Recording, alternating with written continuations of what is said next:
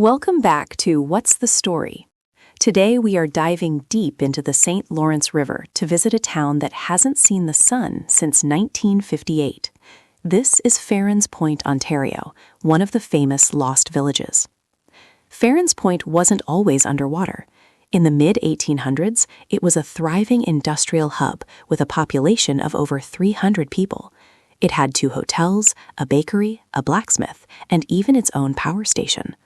The town was so prosperous that the massive home of the Kerr brothers was nicknamed Buckingham Palace by the locals. But everything changed in the 1950s.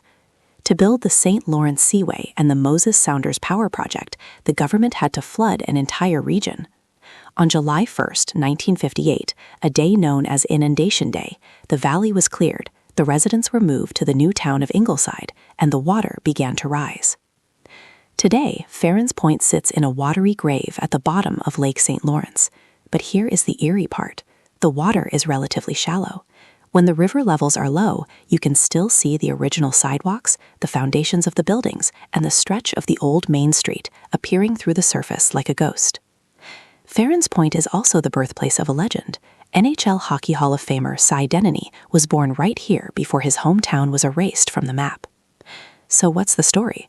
Would you dive down to explore a sunken city, or is the thought of a submerged Buckingham Palace a little too creepy? Let us know in the comments.